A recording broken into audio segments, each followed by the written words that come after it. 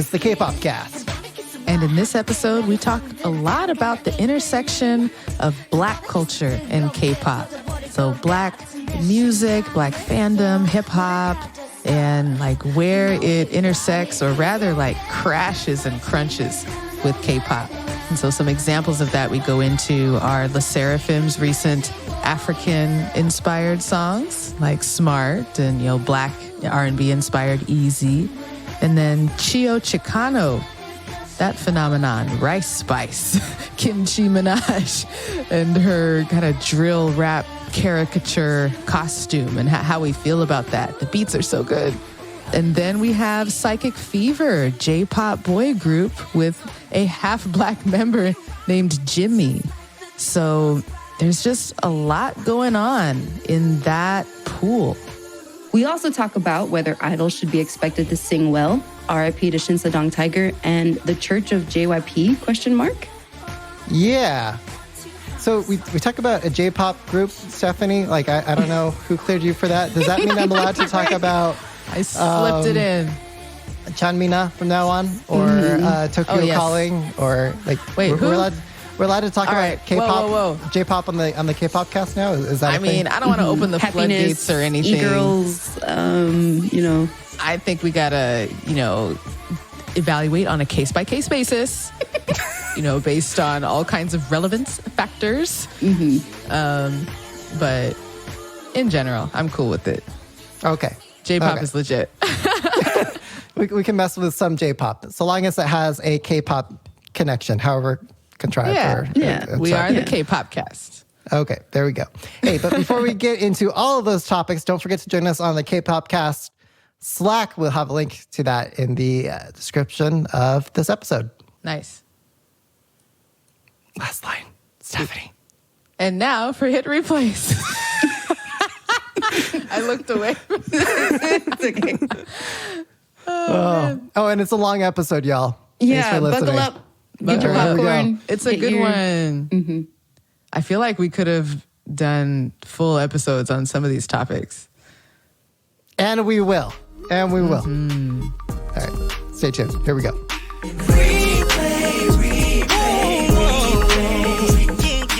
I'm Stephanie. And I'm DJ Peter Lowe. And I'm your PD Nim, Michaela. And hit replays are our K-pop songs we recommend you listen to for the week.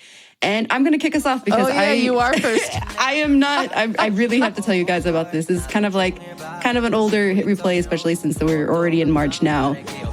But I have to talk about the last track on the first album that got them their first win. It is P1 Harmony's I See You. I still look at you. I see you, my baby.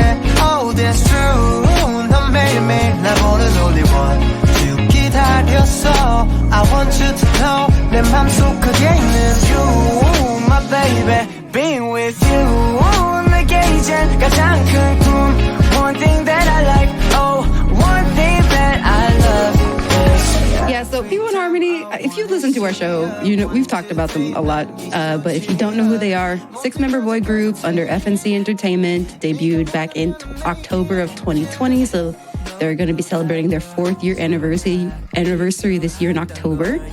And I See You is the very last track, the last B-side of their first studio album titled Killing It, with the title track Killing It.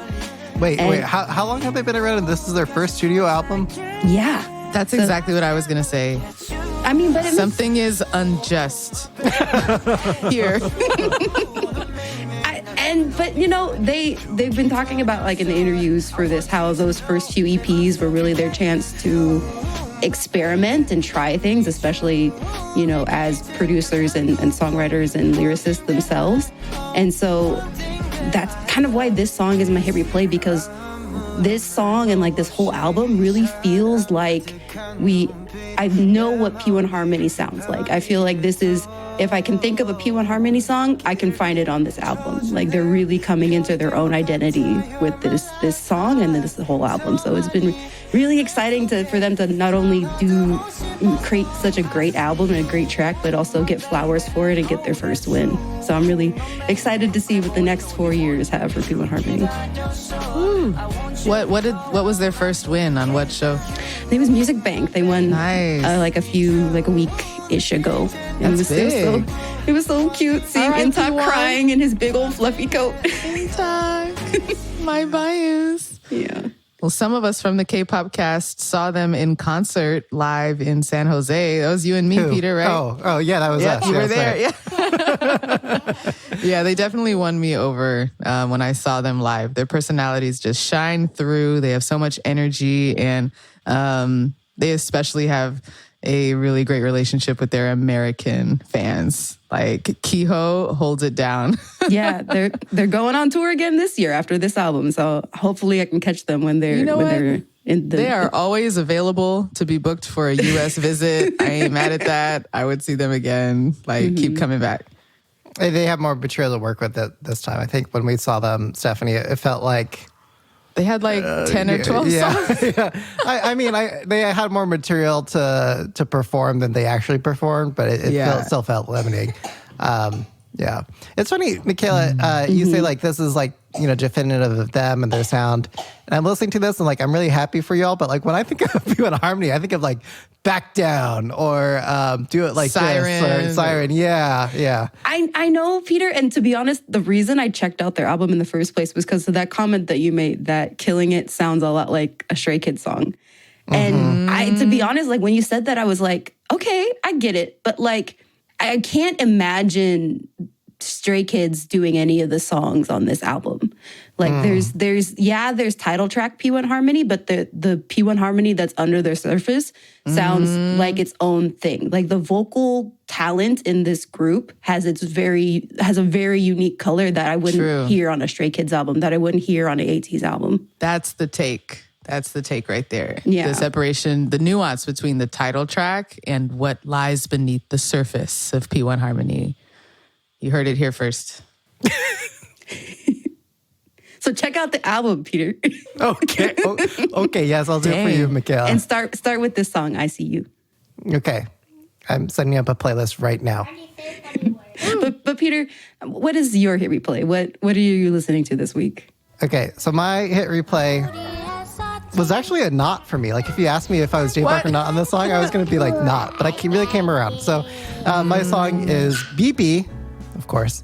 And I heard a song, Bam Yang Gang. I can't sing it, but you know what I'm talking about. That was good. 떠나는 길에 네가 내게 말했지 너는 바라는 게 너무나 많아 아냐 내가 늘 바란 건 하나야 한 개뿐이야 따뜻한 밤 양갱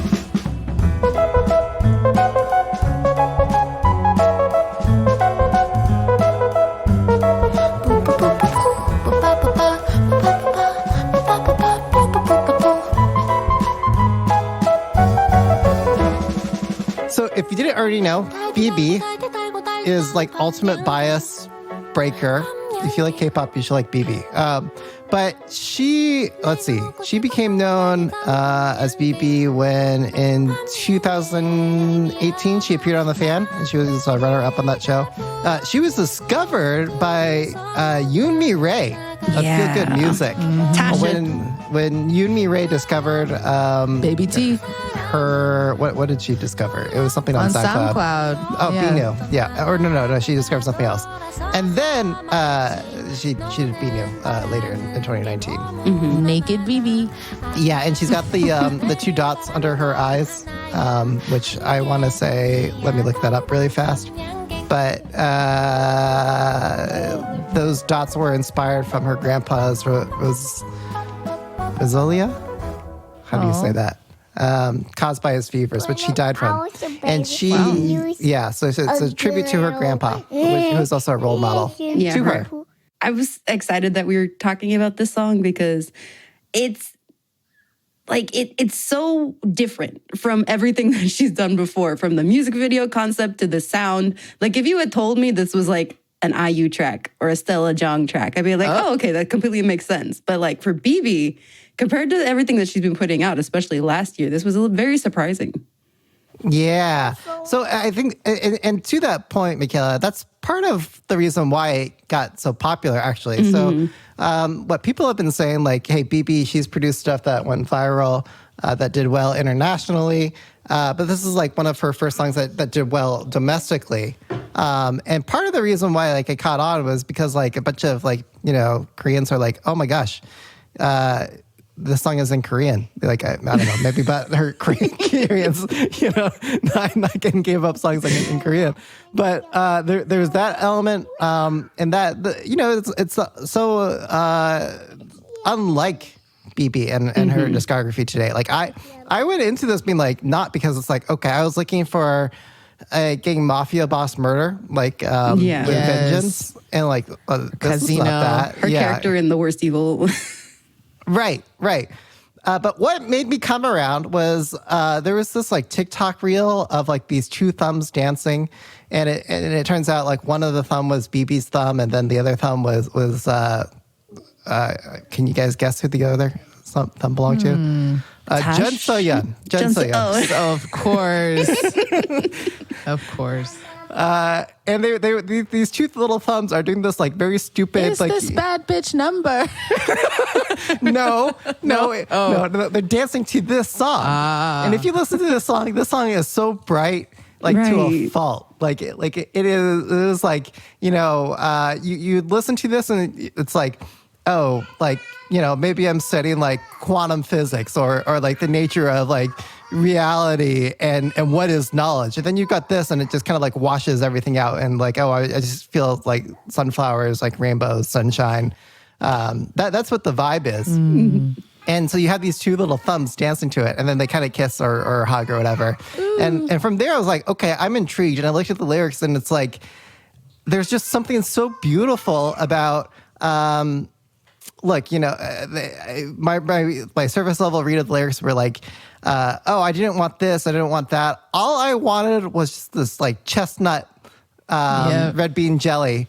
And then like, you know, the way that BB brings out that like very simple character, like, you know, she what's always good about BB is that she takes on the persona of whoever she's acting or trying to convey in her songs. In this case, it was just like, I just want the red bean jelly. Like, and there's something just so beautiful about wanting that one small thing. We were just talking before this recording.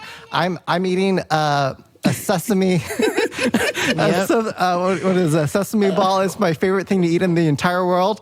And like, I relate to BB and her song in that way because like this is my favorite thing. I just get such joy from eating that. And sparks joy.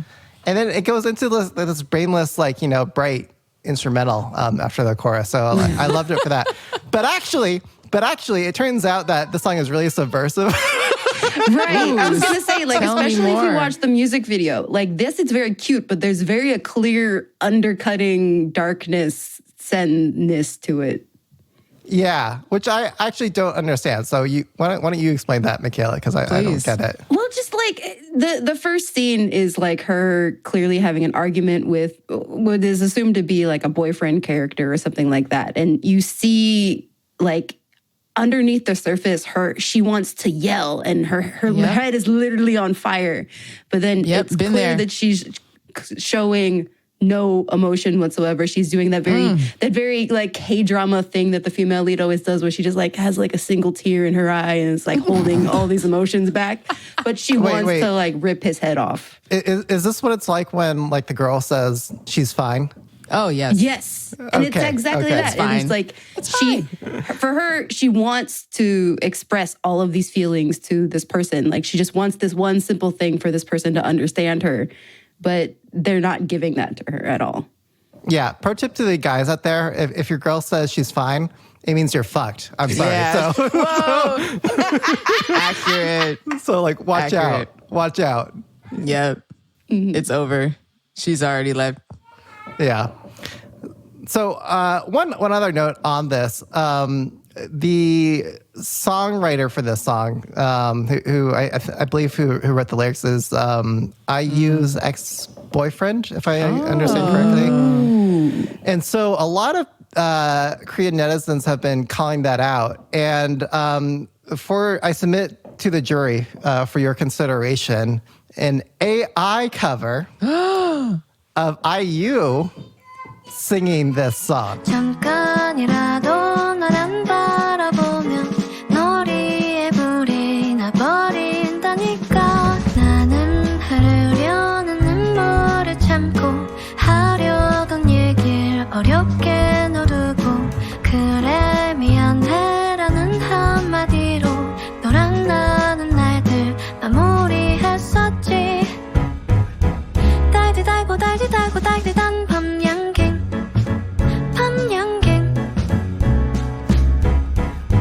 내가 먹고 싶었던 건 달디 단 밤양갱 yeah. 떠나는 길에 네가 내게 말했지 너는 바라는 게 너무나 많아 아니야 내가 늘 바란 건 하나야 한 개뿐이야 달디 단 밤양갱. Okay, so that's it. That's my hit replay. Okay, Stephanie, your turn. So many layers. Yeah, there's a lot for a song that was like about seemingly bright nothingness, but is actually existential dread. What is, the nature of reality, this sort of thing. Okay, so Thanks Stephanie, for sharing that. Yeah, your hit replay. Take us away. So my hit replay is actually a Japanese song from a Japanese group, but you know what? We've done XG, so shut up. Wait. I don't want to hear it. We're going forward. It is. Wait. Yes. No. Keep going, Stephanie. Don't listen to him. My hit replay, and the audience is going to love me for this. Psychic Fever, Just Like That, featuring JP the Wavy. I just wanna dance with you until the sun come up. Hey girl, hey girl, hey girl, hey girl. Wow. 이 주변에 뭐 하얗고 귀를 태우시 오한 소유된 몸 밑에 꽃이 Welcome to Chicago 오토코유리 I can be alright all that for real. So I will explain why this qualifies, why this is relevant. I was waiting for that. Yes, go ahead. Oh gosh, I had to wade through all this hate before I even said it.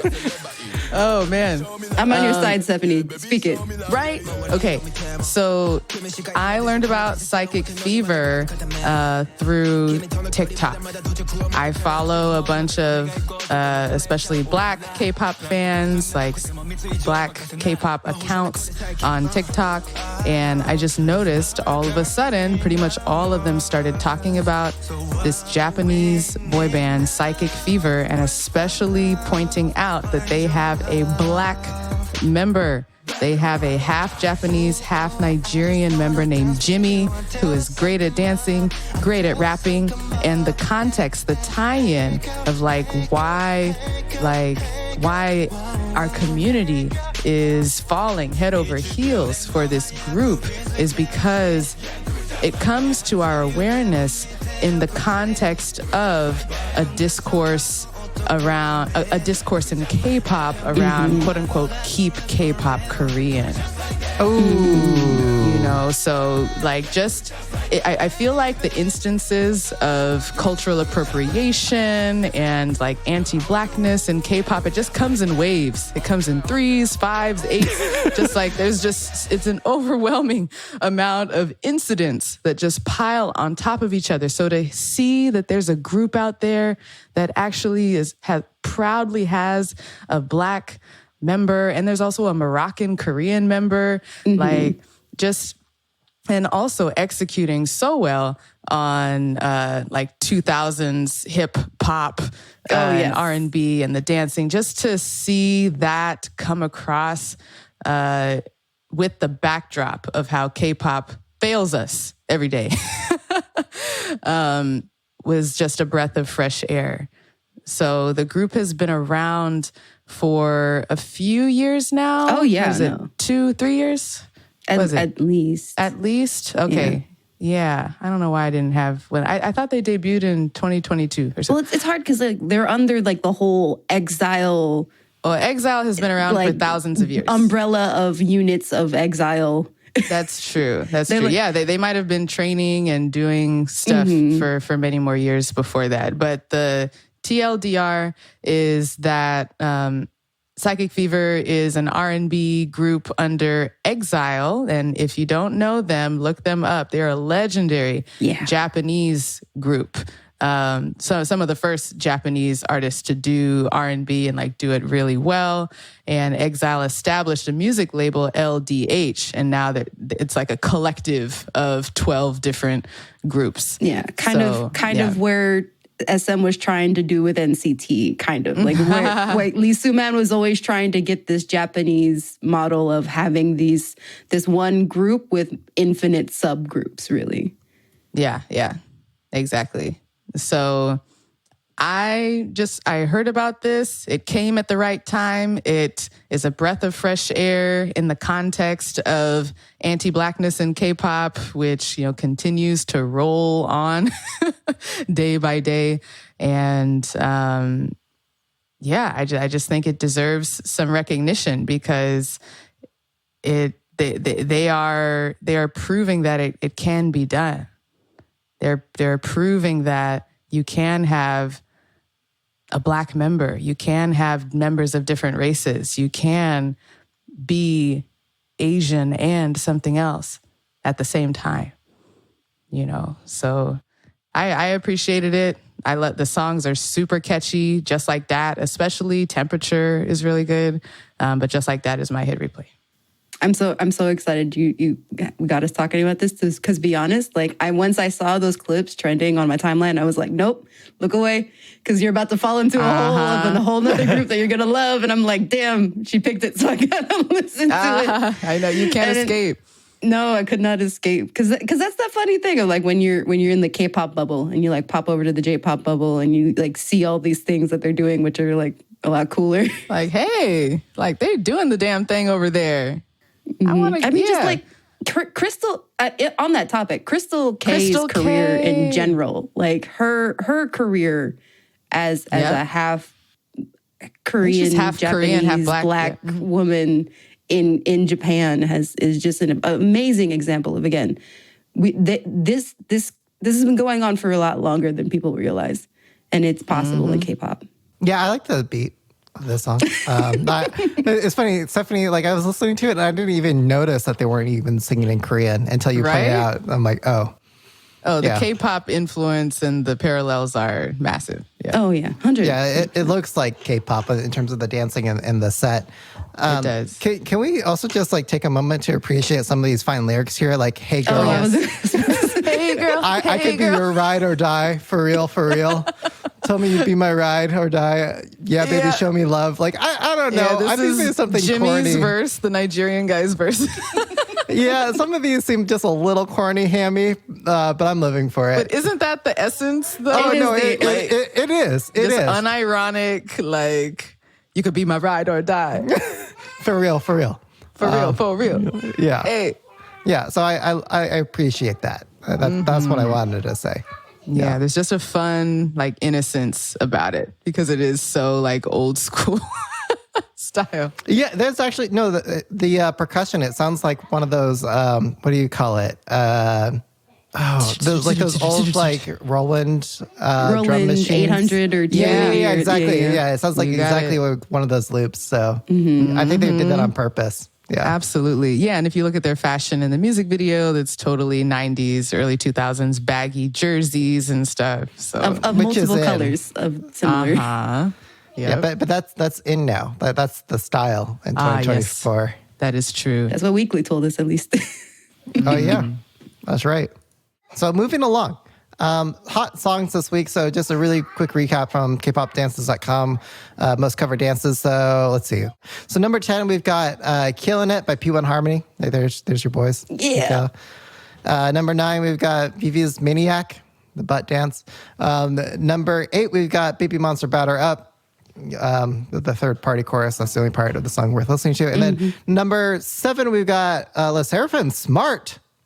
Look at that. Where did that come from? Popping up on the chart. Without even a music video. There it is. Social media, TikTok, making it happen. Number, what are we at? 6, NMIX Dash. Number 5, we've got Perfect Night, still on the list by SSERAFIM.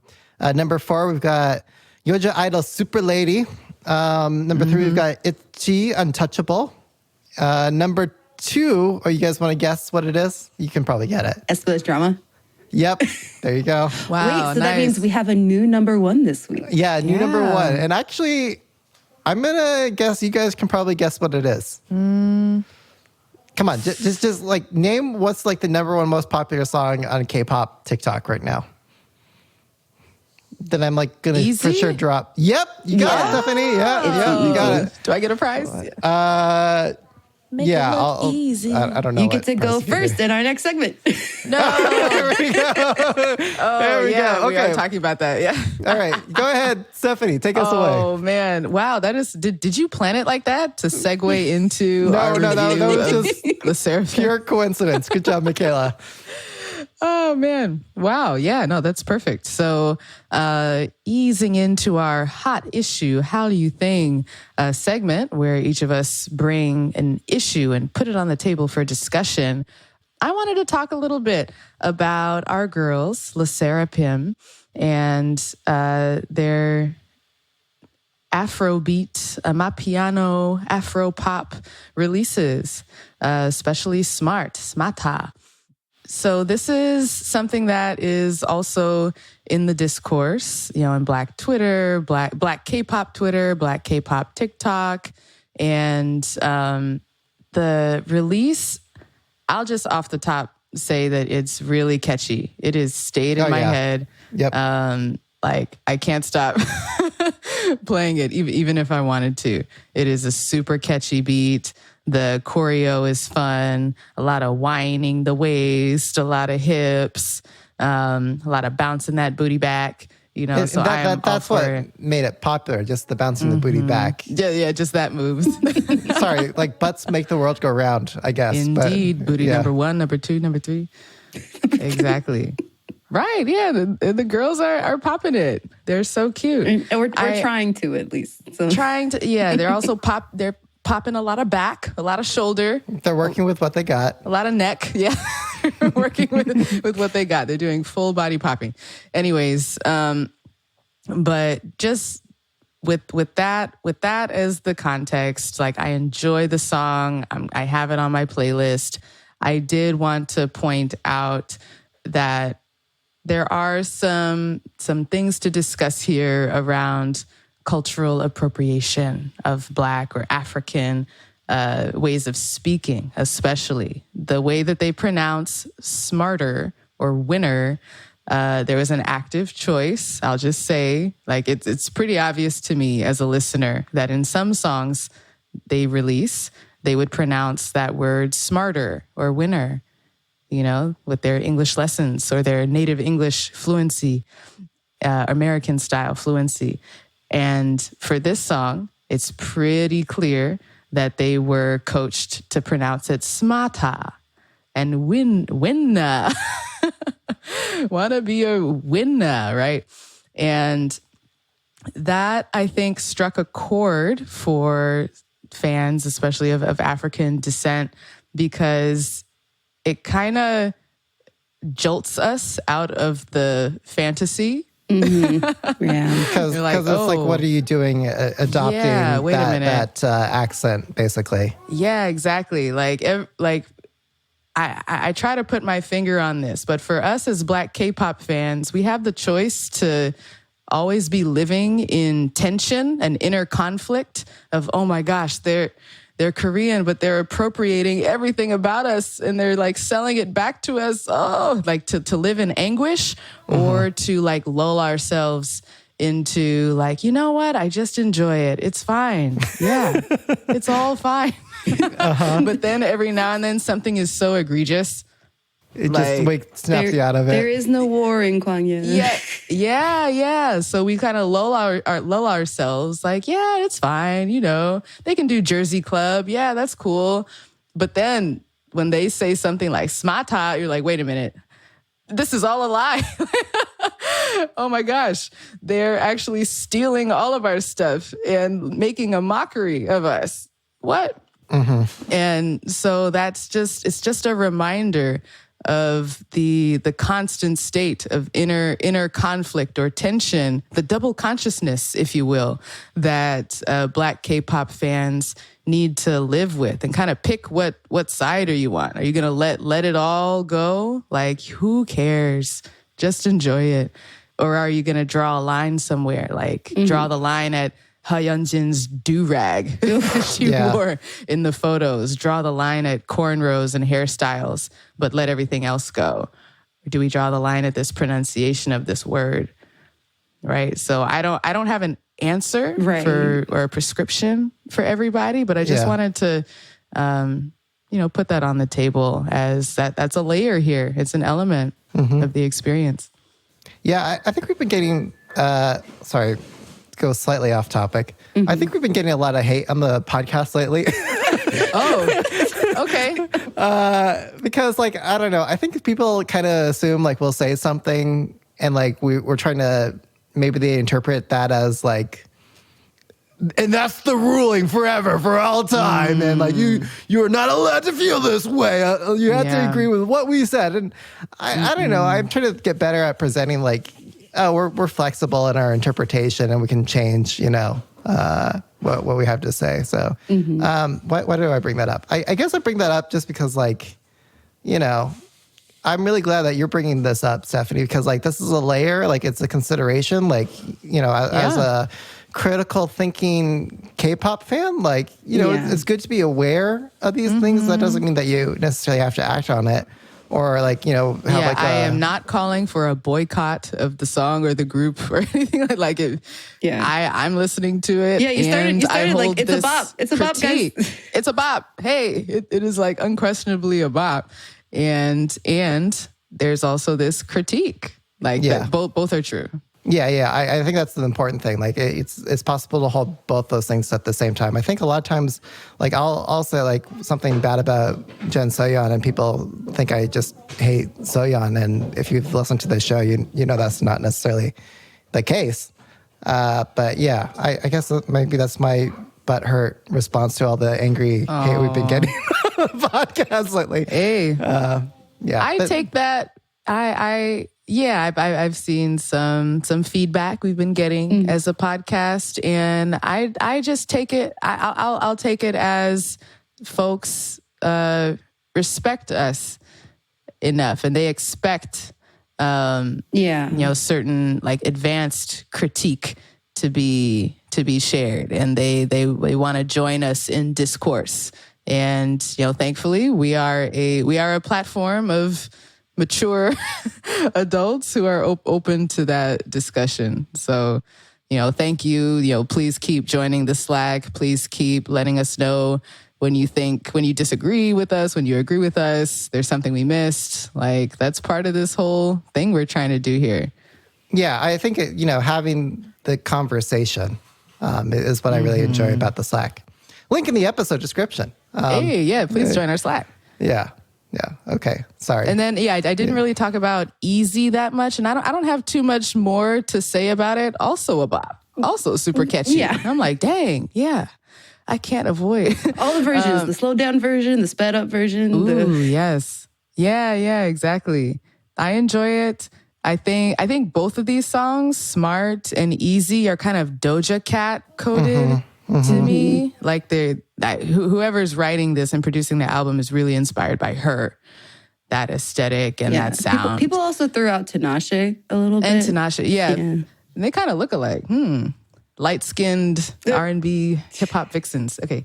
Anyways. Actually, if I can ask you one last question, Stephanie. Just personally speaking, you mentioned earlier that there's this tension between let it be what it is, and then oh my God, this is egregious. Just you on a personal level, how are you taking it? Yeah. I am, like I said, I'm putting them in my playlist. They are stuck in my head. I enjoy them. And not 100%. It is like my enjoyment is dampened a little bit. Yeah. By having the knowledge or being able to see and hear this other thing in it. Yeah, it's hard to really describe what I mean. No, but, I think I get you. If it's fair to say, I feel the same way about JYP lately. More on that later. Ooh, yeah. Okay. All right. Should we move on? Yeah, Peter, what is your hot issue for this week? Okay. I think actually mine kind of thematically follows Stephanie's. But wait a minute. Yeah, that's true. Maybe mine is more like, do I have permission to like something that is bad? Is more of the angle I'm coming at this from. All right. So I present for the listeners, for you, my fellow hosts, the curious case of Chio Chikano. Okay, let's assume like you listeners, you don't know who this person is. So Chio Chikano. Are you going to play a clip? Oh yeah. Which one should I play? Should I play the kitty dick or? Yes. Okay. The one where she talk about cocaine or something.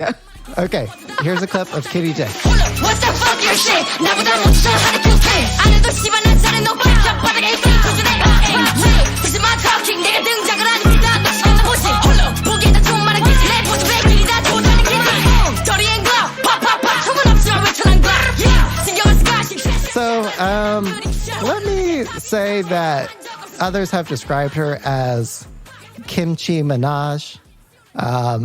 She has also responded to being called Rice Spice.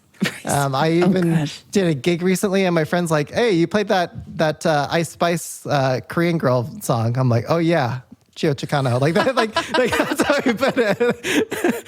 And so that I think that's I don't know. Like maybe it's bad for me to say, but I feel like.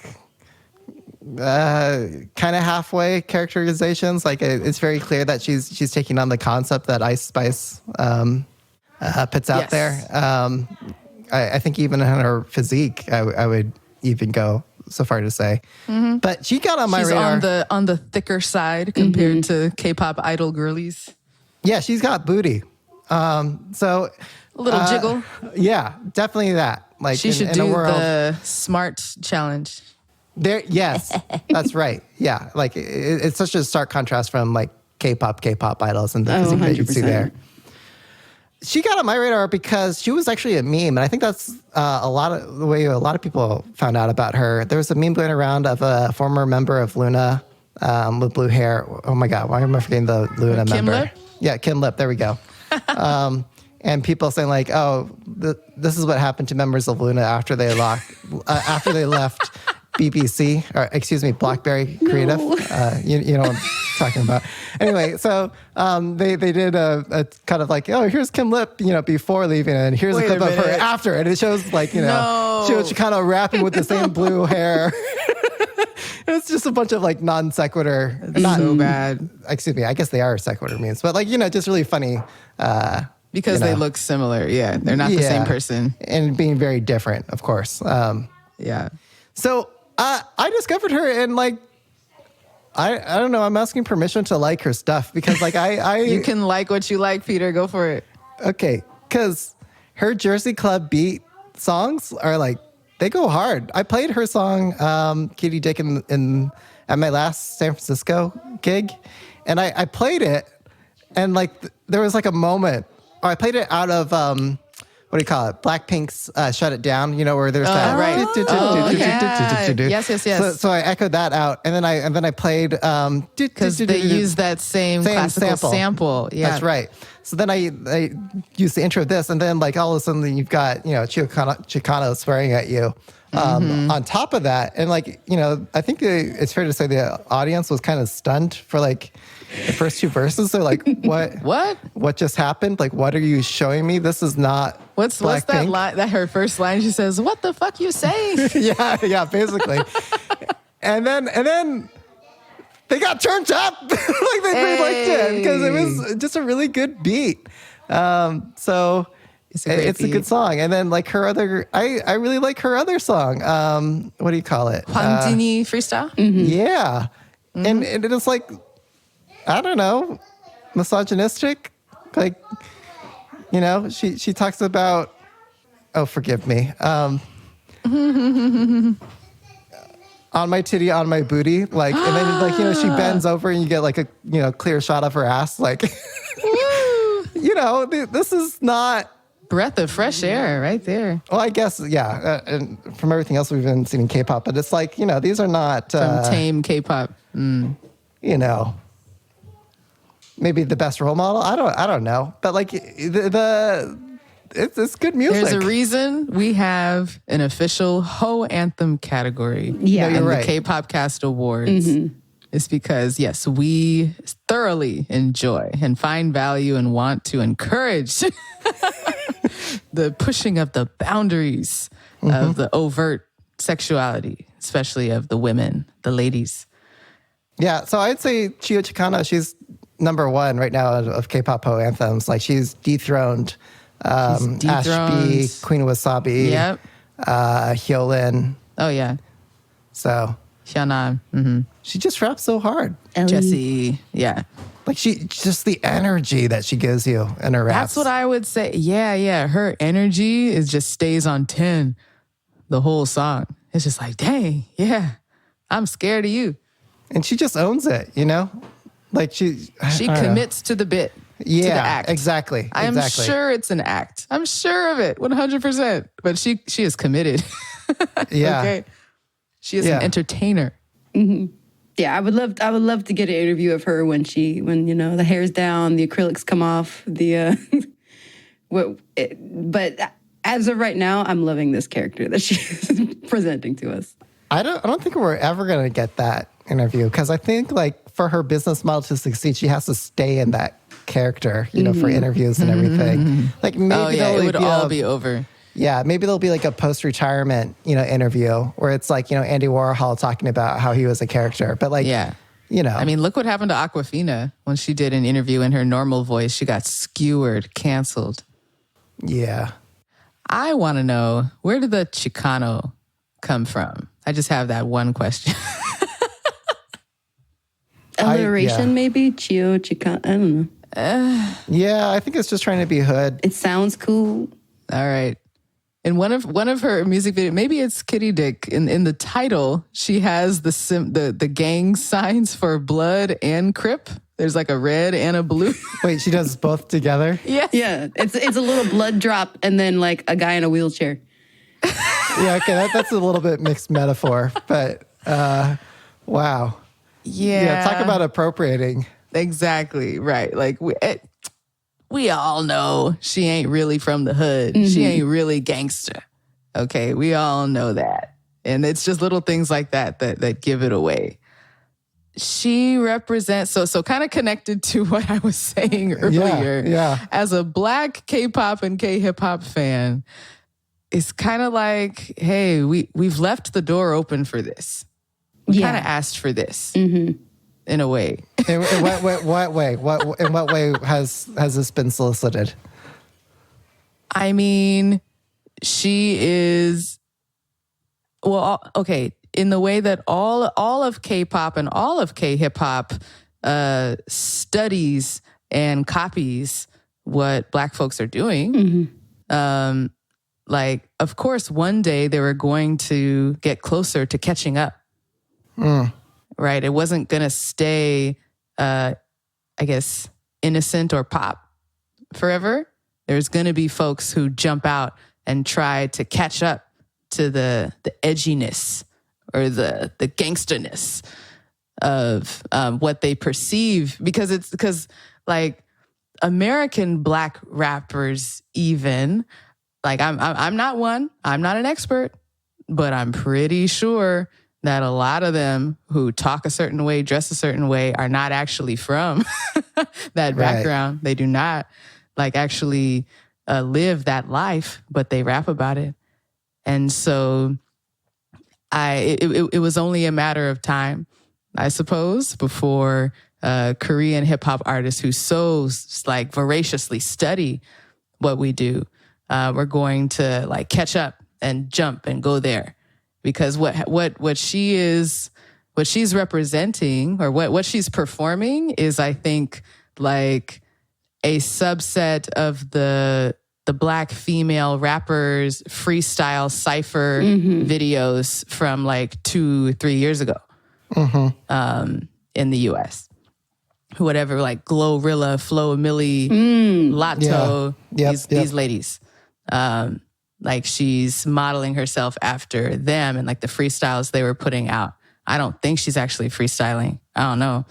And the like actual rap lyrical quality of the wordplay or the cadence of it is not quite there for me compared to the homegrown stuff. But I don't even know where I was going with this. It hits in a similar way as the SSERAFIM stuff does for me. The beats go hard. Oh yeah. She is not responsible for the beat. Somebody else made the beat. She brings energy to it, and she's saying something. She's putting words on the beat, and she's performing with energy, and she's committed to the bit and the look and all of that. But I do think she's missing an essence or a substance.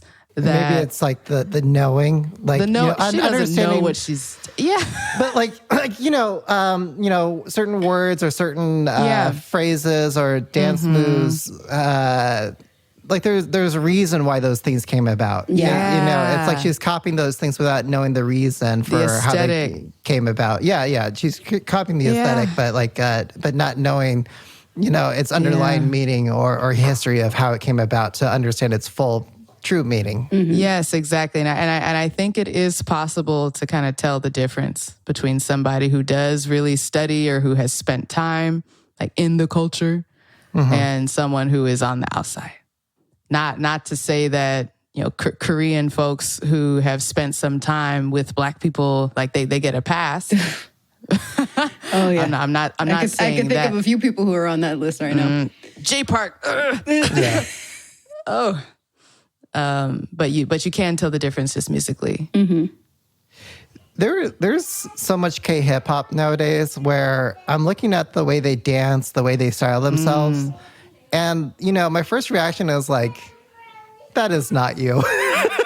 But like, I'm also trying to keep an open mind. Maybe I'm being too open-minded, but like, is that just what the genre is, like is that like, okay, to provide like the most like Caucasianized like analogy, our resident Caucasian Peter, half Caucasian, like I did a lot of swing dancing, Lindy Hop, and Lindy Hop is like, that's Black music, like that. That's Black dancing, and like as like the songs used to go, like get to Sugar Hill way up in Harlem, where that's where all the Black people were. If you watch the Malcolm X movie with Denzel Washington, you can see some really good. Oh, swing. really? Yeah, Okay. Tossing people up in the air and stuff. Yeah. Right. So what's funny is that like, in the 90s and 2000s, Lindy Hop swing dancing had its like revival moment, and everyone doing it were white people, like middle America, right? But like, its origins, I think even in like the 40s and 50s, like I guess a little bit more the 30s than 40s, but like even then it was going through its like Elvis version of the blues, like it was like, okay, let's put a white person up so that therefore white people can consume that content rather than letting the actual creator and the forerunner of the genre cash in on it. So anyway, where am I going with that? So I don't know if I'm seeing the same thing with like K-hip hop, like white people dancing to Lindy Hop. They've owned up even like the dance style, certainly the movement, but the aesthetic of like the clothes that you would wear at that time. That's become a thing. Whenever you go out swing dancing, and I'm wondering, are we seeing that same thing with K hip hop, where you know, the people who are now creating like K-hip hop, like they probably don't understand, is my guess, you know where this stuff comes from. But they've created this aesthetic, the sound. I like I like a lot of the songs, like, you know, just like musically, not even looking at it, but just it's fun. the sonic. Yeah, like I enjoy it. So I'm wondering, like, at what point does it become okay? Like where like that's just the genre, or are you never? I don't know. I think it goes back to what we were talking about before. You can enjoy it for whatever reasons you want to enjoy it. I enjoy it because I am like I'm tasting like through the layers between the lines, the authentic stuff underneath. Which like, is deeper in flavor and meaning and whatnot. Yeah. The beat is like what gets me. Mm-hmm. And also the little enjoyment of seeing seeing a Korean girl like go out of the comfort zone like that. Like, go get him, you know, shake that booty. You know, because we don't see it that much, and it's entertaining. And it's also dampened for me a bit. Mm-hmm. I can't be 1,000% excited about this because of what we've discussed, right? I'll dance to it at the party.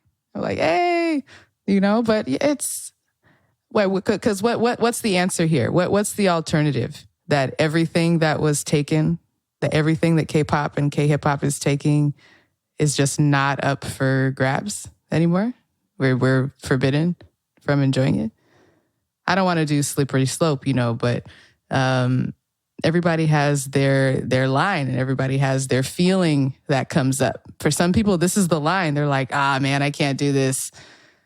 This is like minstrelsy. This is coonery, buffoonery, you know, and that's just up to the individual's preference or their boundary.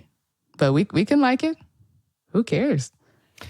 A little off topic, but remember, my daughter's having a fun time in the background. I don't know if you hear it, but I thought the funniest thing that for me, when I was listening to K-pop for the first time in the Gen 2, sorry, I don't know how much you hear my daughter, but she's having go off, Audrey. Time. She's spinning around in the chair and she's saying "we" every time. Anyway, what was the funniest thing for me getting into K-pop for the first time was hearing that like there was a rapper role on each group, and to me, like hearing that at the time, I was like, okay, that's a little contrived because like it's a mandatory rap break.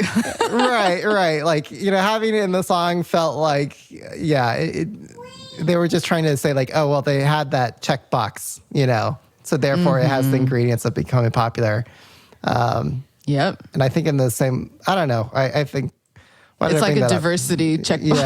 Yeah. We took this training. Yeah, but it felt like, I don't know, you know, the effort at that time in those, late 2000s, early 2010s to try to capitalize on this like hip hop, you know, black music scene. So, I mean, think about BAP's debut. Ooh, the goal for whoever's on the outside is always going to be, how can we like skim off the surface and distill the aesthetic, like that sugary crust? How can we like get that and capitalize on it? And so maybe it's, we take some of the hairstyles, we take some of the fashion, we take some of the pronunciation, and we guarantee that there's a rap break in every song. And now there's a rapper in every group. And you can just tell that the goal is not to like really honor and participate in the global hip hop phenomenon, but is to like use it, utilize it. And especially in that era where a lot of these idols specifically weren't necessarily involved in the production of music. So it's not they were joining this group as somebody who was already a rapper who was writing their own stuff. It was, you're going to be a rapper now. Here you go. Yeah, you look like a rapper. Go learn. Yeah, this. you can't sing, you can dance, okay. Rap. Here you go. Did you hear the story of how Daisy got her rapper role in what was it? What group was she in? Momoland, or what was it? Yeah. What? Apparently, she auditioned with like a verse from like a Nicki Minaj song. I forget which song it was. You should listen to it. We're not going to play it, but just like go check it out. Daisy's like, oh my God, I'm so dumb. I can't believe I did this. I can't believe this worked. But I was desperate because I was a trainee and I needed to get employed. Wow. So yeah, I mean, she really lays it out there. But like basically TLDR is like, yeah, I needed to audition to get into this group. And like every 8th grader at the time, I knew the lyrics to Nicki Minaj's, what was it? Which song by Nicki Minaj?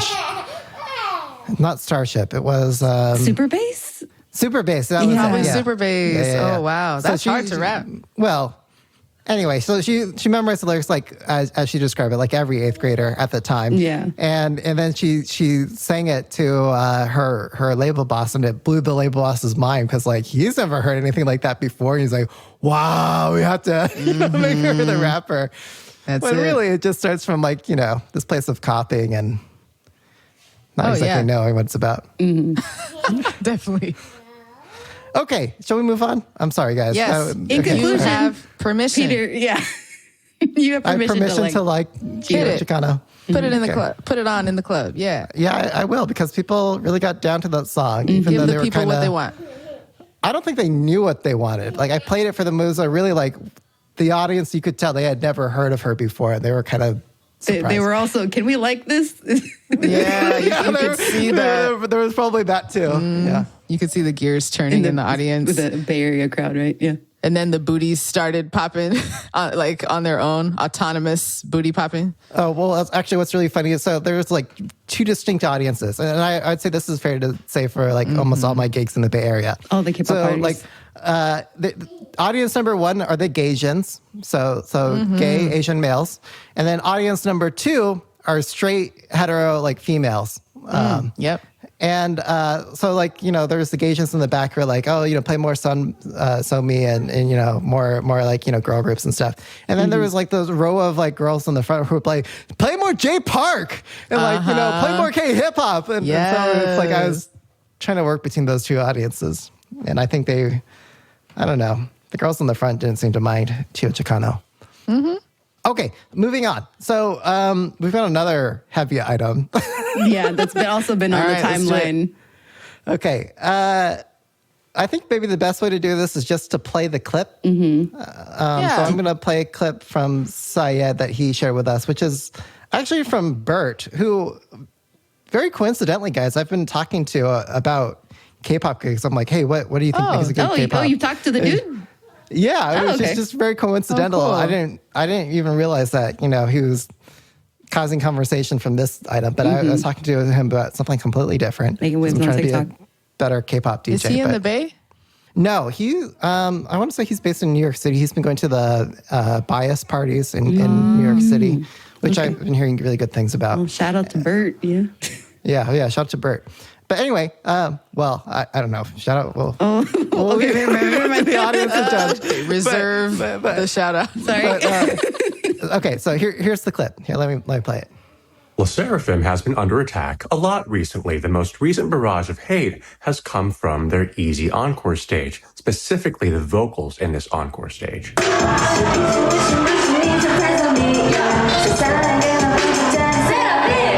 Some of the comments are harsh.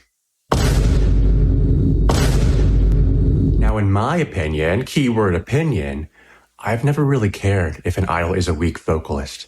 Is it a bonus if they're a great vocalist? Yes, but it's not a requirement for me. It doesn't detract from my experience if they're not the best singer. If it sounds good post-production and they can put on a show, I'm seated. This is also where musical taste diversity comes in. I'm pulled into K-pop for vibes, essentially. The community aspect, the rituals that go on in the fandom, the overproduction in the music that you don't really see outside of K-pop. If I only focus on a single trait of vocal prowess, I'm not going to K-pop for that. I'm going to listen to Aretha Franklin, Beyonce, Florence and the Machine. I think there's a separation between idol and singer-vocalists. Some can do both, but to be a great idol, you don't necessarily have to be a great singer-vocalist. Just take, for example, someone who's getting a lot of criticism lately, Sakura. Objectively, she's not the best singer, right? But look at her resume in the terms of the idol world. From the AKB days up until now in SSERAFIM, it speaks for itself. Sakura can sell the fantasy, and that is the ultimate goal for idols, selling the fantasy. And she does that well. So, yeah, we had a lot of reactions to that. Teresa from It's a K-Pop Thing, she weighed in and she said, oof, yes, I have a lot of thoughts on this, wonky face. I think he makes fair points, but also grossly oversimplifies the diversity in music and talent out there. Plus, it ignores the history of labels training idols in different areas of performance. Not to mention, part of the reason why these younger groups might be unable to sing is because the choreo itself is so damn hard and makes even the most talented performer breathless. Remember the dance break? Whatever happened to that? Yes, I agree. If you look at the K-pop choreo, just the demand it places on your body and your lungs, there has been just an exponential increase in what is expected you to do, like athletically in K-pop dance. And so singing along with all of those moves is something very few, 1-2% of people can do. So I agree with that sentiment. I would say there's different expectations for different parts of the song and the choreography associated with it. Certainly for a song where there's no real choreography and you're sitting on a chair and you're just singing, like, yeah, of course your delivery better be impeccable. Yeah. But like if you're, dancing to like BTS Idol and like, you're jumping around. I was just thinking of BTS. Yeah, that's not easy choreography. And like you watch the BTS just do the dance to that song and they're like panting and like... I don't know how you're still breathing, let alone singing at the top of your lungs. So like different parts of the song where it's like more physically demanding, I think the vocal delivery tends to matter less, is my opinion. Yeah. Mikhail, did you have... I agree with everything said so far. Okay. All right. So let's move on to Ashley's soundbite. Hey y'all, Ashley here, host of An Album a Day, a podcast exploring every album in K-pop. I'm weighing in on that March 2nd post on X on TikTok's account Birdtoble's thoughts about vocals in K-pop groups that got a lot of traction. Although being a K-pop idol has evolved tremendously over time, the fact remains that an idol should seem perfect. The fantasy that's being sold is unobtainable status and greatness. Fans remember our faves, but the nation and the world, they remember idols. Can one blend in and play their part within a group? Yeah, of course. But one can't perpetuate the illusion if subpar in any way, and that includes singing. Too much training and dollars are invested in literally creating the perfection, artist well-being notwithstanding in some cases. So perhaps we should call them entertainers versus idols. Yeah, I can get behind that. Find me in the K-pop chat community or on FB and IG at A3Day Podcast if you want to talk more about it. Bye, y'all. Good on Ashley for being brave, for asking for comments from what seems to be really angry listeners from our show lately. What are your thoughts to Ashley's comments? Sigh. Look, I would say until hearing Ashley's commentary, her suggestion to use the word entertainer was how I was thinking of the word idol. Yeah. So, in other words, like, this fantasy of what I think Bert is originally suggesting, like that parasocial fantasy, that's what you get into it. Not necessarily, you can get into it for the vocal performance, and you should go for the performers and the idols who do that well. But if you're someone, based off of your own judging music preference criteria, and you get into it for different reasons that are other than vocals, then yeah, because according to your own weighting evaluation rubric, it's not important to you, and other things are more important to you. Therefore, you should prioritize those other things. But I think what Ashley's point that I'm kind of coming around to is that there's like very deliberate meaning and use of the word idol. Like it is like this like impossible, impeccable standard. Maybe with social media, we've come around to interpret idol as being something more like boy or girl next door sort of thing. Like, you can celebrate their moments of imperfection and I don't know, SSERAFIM playing recorders off tune, like, you know, that's something that's like celebrated, like, whereas an idol maybe in its original sense would be like, you know, let me play this musical instrument perfectly for you because I'm perfect in every way. And I think Ashley's point, if just to reiterate it, is like, but to be an idol means you have to be perfect because that is the fantasy that you're buying into. So even if you can't deliver the vocal performance, you have to construct things in such a way that you can get the illusion of being perfect, if I'm understanding her point correctly, and the word choice of idol. Yeah, I appreciate the nuance Ashley brought to the discussion. I mean, my first thought was, if you're looking for singing talent, like go to KR&B.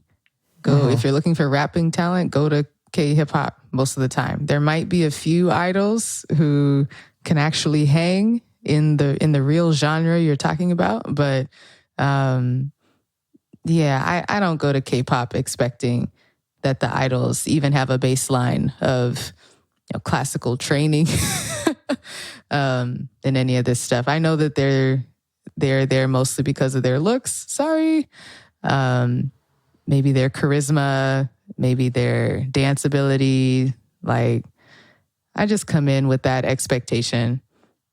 I'm not mad at any of them. They're human. And that seems to be what, sorry, go ahead. No, that's it. Yeah, that seems to be what Bert is suggesting as well. Like, you know, if when he wants to listen to, you know, good singing, he'll listen to Aretha Franklin, for example, right? But that's not his personal reason for getting into K-pop.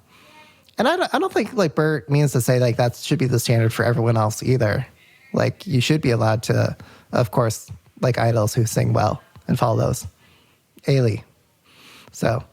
Yeah, Ailey, Baekhyun, a lot of the SM vocal. Like, I will say the SM vocal training they put you through must be rigorous because on the whole, they seem to be head and shoulders above the rest. Just saying. Okay, so we're not done. We have more comments. I'll play Syed's comment. Hey guys, this is Syed, founder of Genius Korea and a member of the K-pop cast Slack community. I just want to start off by saying that people can get into K-pop and enjoy it for a variety of different reasons, and that's okay. You do you. I think nobody should tell people how to be a fan or what a proper fan is supposed to be like. But let's not try to erase the years of work that the industry has put into the craft to make K-pop quote-unquote credible and quote-unquote authentic. From writing their own lyrics, being involved in production, to perfecting their vocals, it's all been an effort to help K-pop break out of the stereotype that it is plastic, shallow, fake, or a quote, fantasy. The original TikTok that was posted said that they are in K-pop for the vibes and the fandom and would go to Western artists if they wanted vocals. I think that is extremely belittling to K-pop, which has always been commended for idols going through proper vocal trainings and being able to perform heavy choreography while nailing the vocal delivery. And very few Western artists can actually do that. Fans have also made arguments that K-pop choreographies have gotten harder, which makes it hard for idols to perform their vocals. While that is true for some groups in the 4th gen, I would say it's definitely not holding up in the 5th gen, thanks to the rise of TikTok. Not to mention the video in question is always an encore stage. We have had this conversation not just with SSERAFIM, but with other idols as well, where they're just simply standing. And there are plenty of examples in K-pop of groups with tough choreography and solid vocals. For example, SHINee and EXO-CBX. We had TVXQ as well. So basically, I don't think the point is that every idol should be a top-tier vocalist. No group past or present has that. But more so that vocals are still an important part of making and performing a song. Groups have done it in the past, so it's obviously doable. The excuses are not just trying to defend the current situation, but basically trying to erase history, which I don't like. Thanks. I was like, was that someone else saying thanks? Yeah, he was saying a lot there.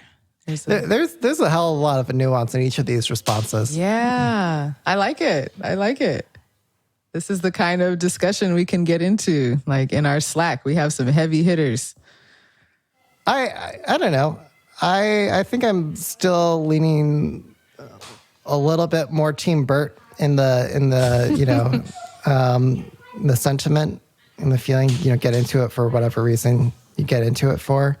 I think it's possible to celebrate what Sayed was saying. Like people think is kind of lowbrow for K-pop. Like I don't know.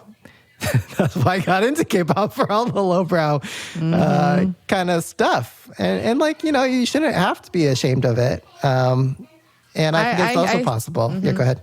I hear a thread like weaving through the different responses here, which is we need to take the shame off of whatever.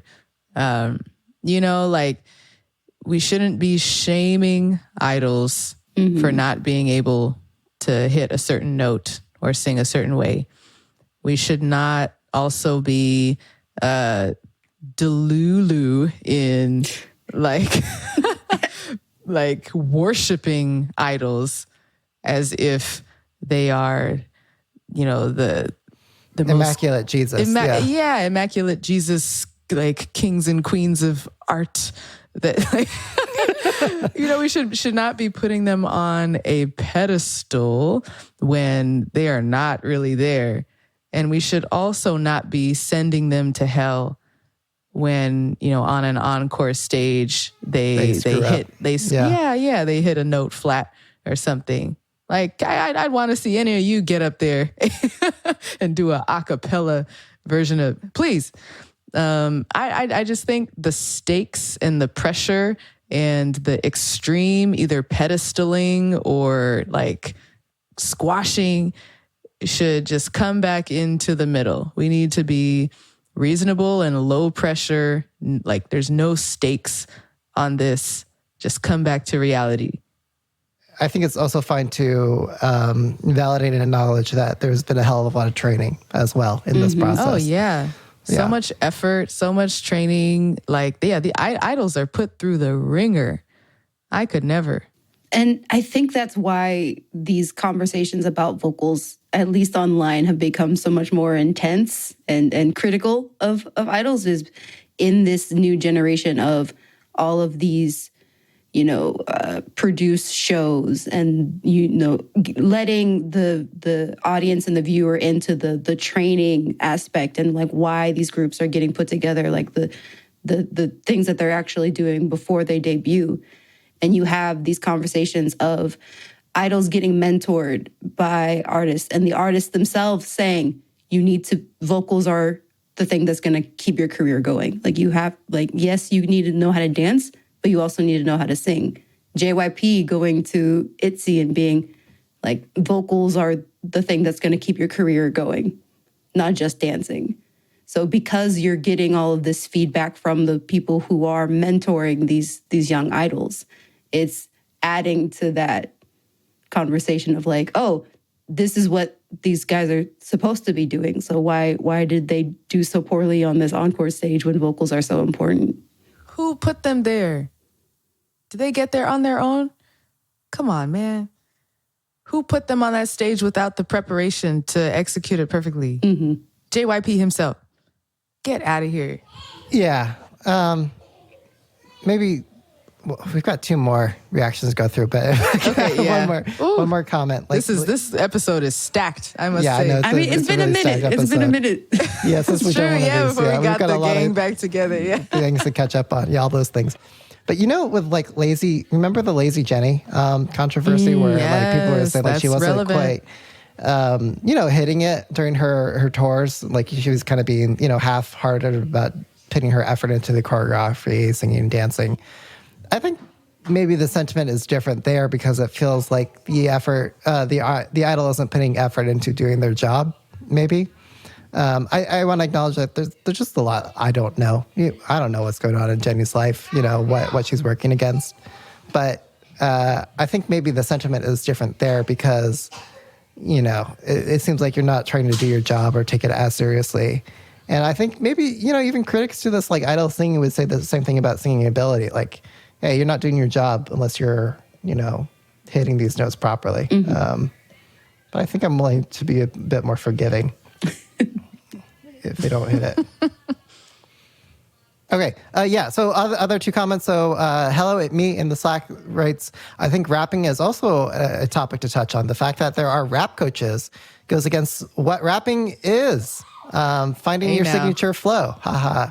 Almost like a rite of passage to find your own flow, rapper style inspiration. So like it's the antithesis of being a rapper, having a rapping coach. Joe also comments that this creator is one of my favorites in K-pop TikTok, but I disagree. Maybe this is just me being 30 plus over the 30 years. But when I started listening to K-pop, it was because early 2010s American pop was in the deep screamo EDM folk influence. And not a lot of artists were really singing. However, when I got into K-pop, the musical vocal arrangements and killing notes that hooked me, choreo was a bonus. I'm beating a dead horse, but lack of vocals is one of the reasons why I'm not into the current generation of K-pop as I was. And to piggyback off of Hello at Me, when it comes to idol rap, it kind of follows the same line of Drake, Beyonce versus LL Cool J, Snoop, Nicki, Megan, The Stallion in OG hip-hop.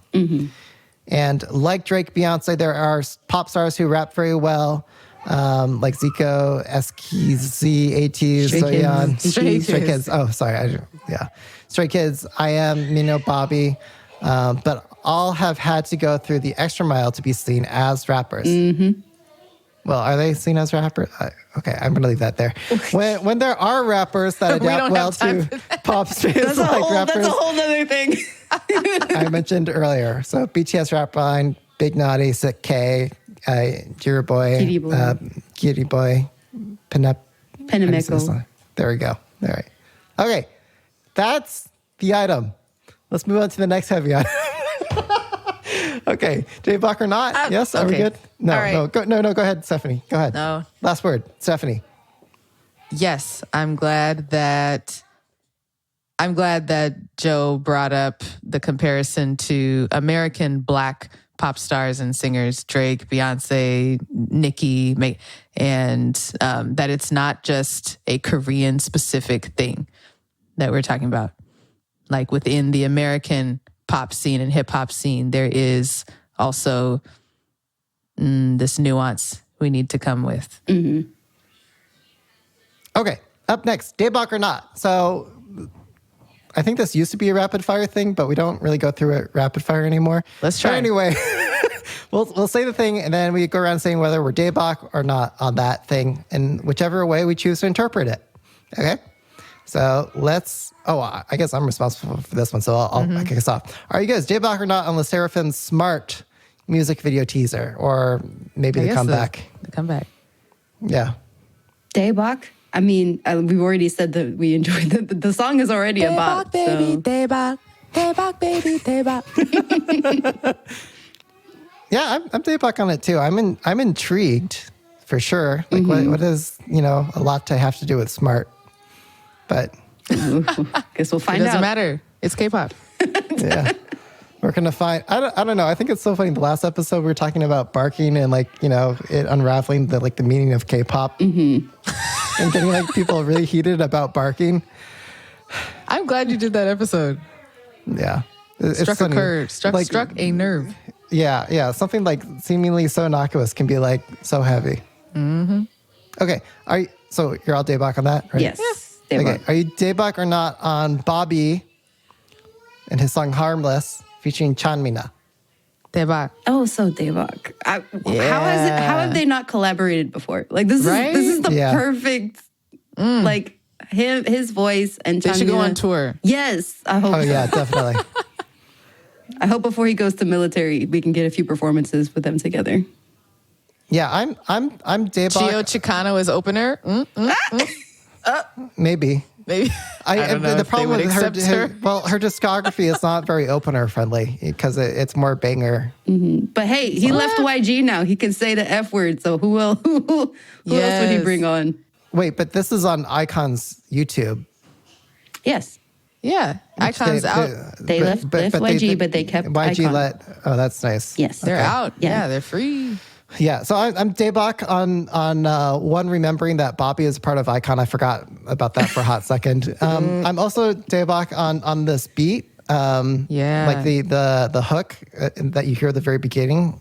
Like I knew from the very first like loop, I was like, oh, this is going to be good. I'm Daebak on like the slowed down drum and bass beat in the chorus. Drum and bass. I'm also Daebak on almost anything Chanmina does. So for all those reasons, I'm Daebak on this song. D to the Bak. D to the Bak. Okay, this next one. Are you guys Daebak or not on Ace's My Girl? Daebak. Our favorite boys are back. So cute.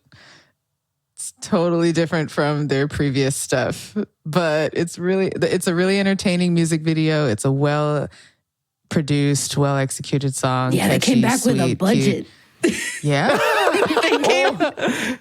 That was the thing I was so worried about because they had been gone for so long. Like what their company really put that much into them, and they did. We got like CG and multiple sets and like a big group of like 50 people dancing, which technically is like fan labor because they're all Ace fans that volunteered. Yeah, we don't need to talk about that. But it was great. It's just great to see them back. Yes, and then like. Great to see them back, and then also doing so much more that haven't done before. Like they got interviewed on a music show for the first time in their 7-year career, so they're already coming back stronger than they were before. And I'm really excited for newer fans who maybe haven't seen them since they've been gone for like 3 years to get introduced to our favorite boys. Yeah, I'm Daebak on the fairy princess. Angel ending with they get up in the wings and then it gets all goofy with like really cheesy sound effects. Right, so goofy. But apparently the next comeback is going to be dark and sexy, so excited for that. Wow, talk about... I was impressed by their vocals on this, actually. Okay. All right. Are you guys Daebak or not on Twice's One Spark? Daebak, I guess. I don't know. The Twice songs haven't been hitting as hard for me recently as they used to. Yeah, I would agree with that. Not. Yeah, they haven't hit me as hard, but they're still like I know I'm popular. gonna like it if as they I had listen to released it. this 2 years ago, it would be Daebak, I think. Really? Okay, maybe not Daebak, but if you erased the past 3 or 4 songs and then this one and replaced it with I don't know. It feels a little dated to me, or like they've done it before but better. Maybe that's it. It's like it's a solid Twice song, but is it better than the Twice song I heard how many months ago? No. Yeah. Yeah, I would go so far to say even if this was released 2 or 3 years ago, it would have been not back then, because even back then it would have felt uninspired. Yeah. And they did the same song better previously. So I guess I have to Can't say not. Stop Me? Yeah. Oh, Can't Stop Me is so good. And it just it is. Well, I'm just trying to think, what does it remind me of? What is this one trying to be? Yeah. And at this point in their career, I want to hear something Yeah. else. Like, I don't want to hear another Heart Shaker. I don't want to hear another Can't Stop Me. I want to hear what Twice is like now. Yeah, Can't Stop Me was genius, because like it was going for like a slightly subgenre, but still under the overarching Twice banner and well concept identity. And like that song, like I play now, and like people, well, look, okay, let's just put it out there. I play Twice for the Gasians, and the straight girls are going to dance no matter what. Like they're even going to dance to this song. They're going to get excited by this song, even though it's not my favorite. But that all being said, like Can't Stop Me, they'll actually sing the rap all the way through. Wow. Because it is that popular of a song. Yep. Yeah, staying power. Yeah. One last comment on this. So my wife, she was watching this and she was like looking at she was like kind of listening to it, had it on the TV. And in the chorus, it talks about burning, burning, burning, and it's hurting, hurting, hurting. And she's like, is this song about like a UTI or like an STD? Oh, no. Because that's what it sounds like, right? Like, man, Twice, you got to check that out. Make sure you're okay. Okay, moving on. All right, Okay. yeah, on that note. Are you guys Daebak or not on Shinsadong Tiger? No. You can't ask that. Wait. Okay, what do you want me? Where do you want to died. go? Oh, Okay, what do you want me to say? That's true. We put you in a tough position putting this as a Daebak or not news item. I think what it would be like in light of how his passing, how Tribe has been treated on music shows, having to kind of basically just go through promotions and nobody really acknowledging the fact that their producer has passed and somebody so significant to K-pop has passed. That's a good point. That's kind of why it's here. Yeah, it's a big not for kind of like how we really haven't seen much of a recognition Industry, on music yeah. shows. Whereas when an idol passes, of course, there's much more of a tone, whereas there was really no tone shift. Really? Yeah, that's a really good point, Michaela. Yeah, And I mean, go ahead. just really quick, for those who aren't familiar with legendary producer Shinsadong Tiger, he came out in the early 2000s, and some of his biggest hits were Tierra's Roly Poly, A-Pink's No No No. Yeah. EXAD Up and Down. Up and Down. We at it. We at it. So just, and Boom Boom by Momoland. Yeah. A more recent one. All of like end of second and third gen, especially third gen K-pop sound wouldn't be just defined. Yeah, without Shinsadong Tiger. Exactly. And he was only 40 years old when he passed away recently. Very sad.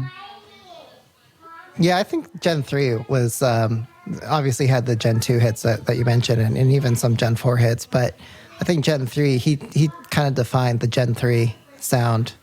I agree. To say. Yeah. Like obviously we're all not on his passing. Mm-hmm. Thanks for setting me up for that item, guys. But I think to expand on Michaela's point, Mm-hmm. I am also not on just like not adequate industry recognition. For his contributions. We're seeing like recognition from like Tamar, Jeff Benjamin, like Western media talking about this stuff. Mm-hmm. But I just would have liked to see more industry representatives celebrating his contributions more. That's what I would have liked to have seen. I hope we don't have to wait till end of year tribute. And I'm hoping that there's a reason that we don't know about. Like if there's something about Shinsadong Tiger that the industry knows that we don't, and maybe is the reason why he isn't getting the recognition that we think he deserves. But as of right now, I'm assuming that it's a situation where he hasn't been acknowledged in the light that he should have, as far as like his contribution to the industry and where K-pop is now. If anybody's in Korea or if anybody has inside knowledge on that, I'm curious. Just come to our Slack and fill us in on how is this news item and Shinsadong Tiger being handled in the discourse over there. I'm curious. Okay. Switching gears. Yeah, another heavy item. Okay, so are you guys Daebak or not on JYP being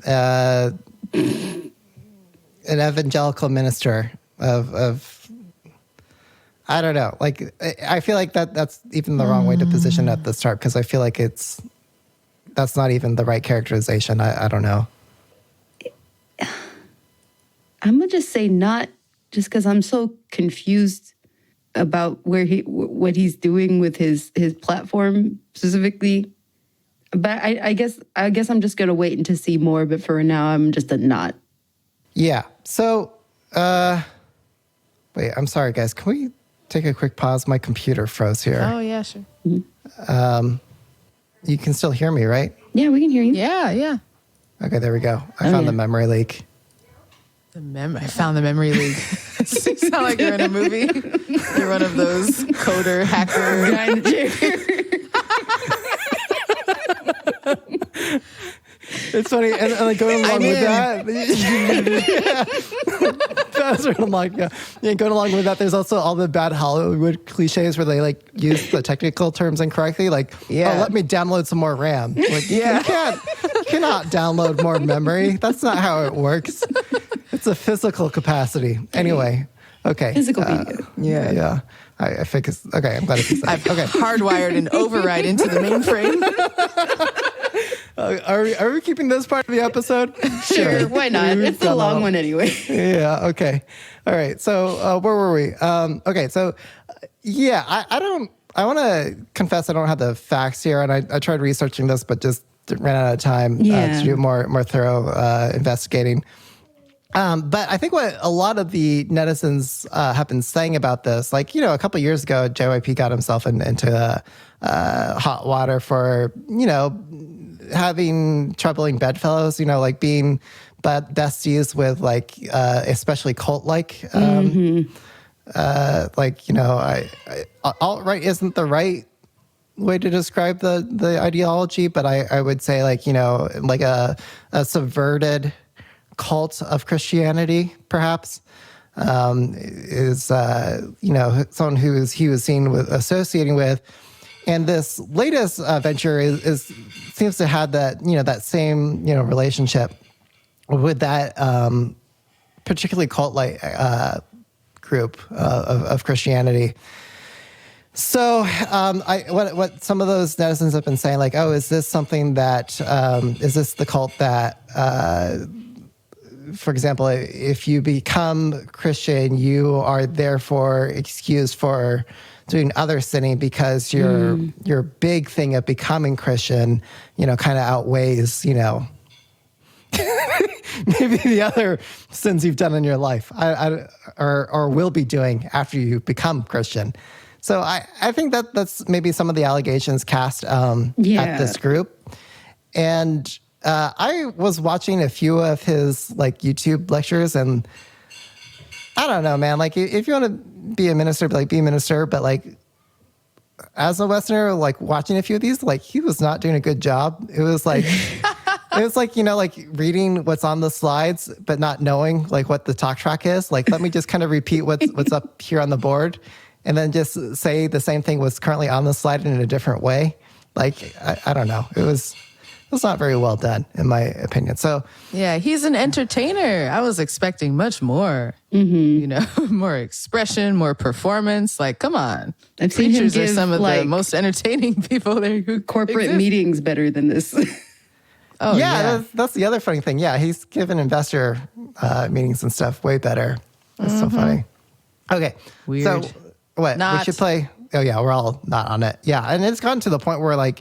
I can't look at him the same way. Like it's, when Hyuna started dating like problematic guys, like, I feel the same way now about JYP. It's like what you're saying, Stephanie, like you can't appreciate, the SSERAFIM Easy or Smart or whatever it is as much because there's that, that element there. Same thing with me with JYP. I loved him being a clown, but now it's like he's evil clown. Okay. So let me play this thing from Joe. All right. Hey, y'all. It's Joe. Quickly, JYP going into the ministry or becoming a preacher in itself is not the issue.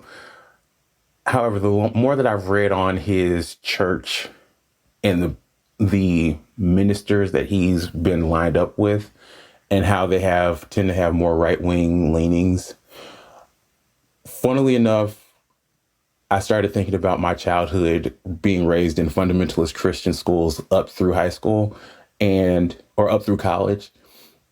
And I started thinking about Carmen. Carmen is this artist who had a grip on Christian contemporary music in the 90s because he used hip hop and punk rock and the youthful genres of music to kind of reach them. Specifically, like one of my favorites back in the day was Addicted to Jesus featuring DC Talk. What? But like, as I've gotten older, I'm just like, this was so corny. And also the more albums of his that you listen to, I'm just like, this was also Diet MAGA. So, oh yeah. This has triggered my childhood memories in a way that I did not think it would. And I'll go a little bit more in depth into this on the Slack. Okay. There we go. Another invitation to join us in the Slack and keep the conversation going, I guess. Ooh, yep. Wow, what a tie-in. Okay, on that. Right, okay. Oh, yeah, really quickly, I just opened this just came across my Instagram, and it's related to the earlier Bert and singing and vocals. And it's a quote from Salty Meme Witch on Instagram who says, "Pretty shitty how baseline human activities like singing, dancing, and making art got turned into skills instead of being seen as behaviors. So now it's like, quote unquote, the point of doing them is to get good at them and not, this is a thing humans do, the way birds sing and bees make hives." I think that's a very relevant take. These should be activities that we don't shame people for being, good at them or bad at them. Like, we should all just be doing them because it's something in the human experience. Unless you're going to play the recorder off tone. Then, yeah, sorry. Got to have a bar. Okay, sorry to put that in, but I thought it was relevant. Yeah, no, that was good. Yeah, what NCT song was that where they've got the atonal? Sticker.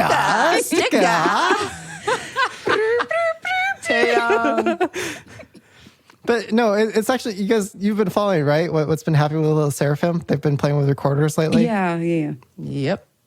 Yeah. Okay. Are you guys Dayblock or not on Hybe to acquire the remaining SM shares of founder Lee Soo-man? I am Dayblock on this because that means he has nothing left. Like they're... that's what you think? Allegedly, these are the last percentages that he owns. He is completely like, yeah, the Kakao M stuff is still kind of TBD, but Hybe has now taken the last little bit that he is connected to this company. It feels like a final close on this Lee Soo-man chapter of SM. I don't know. I side with what Stephanie just said. Like, oh, that's what you think? That's what you think. You haven't seen the last. I'll be back. Yeah. There's skeletons like all over SM Entertainment, I'm sure. SM is Lee Soo-man, and Lee Soo-man is SM. He will return somehow, some way. So I guess I'm not. I don't know. I don't know how. I don't care. I'm just here with my popcorn for whatever the next act is. So that means you're Dayblock, right? Yeah, Stephanie. Yeah, you're Dayblock for the entertainment. Stir up the pot. Just waiting for that K-drama adaptation, right? Right. Please, somebody make it. I don't think a K-drama could do it justice. It doesn't get better than real life. It's so real. Okay, we did everything, right? We covered that's it. It was a lot. We did it. We got here. We made it to the end. We did it. Good job, Congrats, guys. team. Only took us almost an hour and a half. I was going to be like, it's a 3-hour episode, but it's okay. Okay, let our listeners know where they can find you online. Jason. You can. Someone did not update the outline here. Okay, Stephanie. Welcome back, Stephanie. You didn't have to say that. Go ahead, Stephanie. Okay, you can find me on the Slack and I guess on Instagram, Catchlight27. I'm on all the socials at DJ Peterlow. And you can let me know why I'm a horrible person for like holding the wrong opinion about something. Stop. You can find me at Michaela J Kpop on all the things that I want you to find me at. But you can also talk to me on Slack. You're not going to find her if she doesn't want you to find her. Hiding in the shadows, lurking. Bye, everybody. Bye.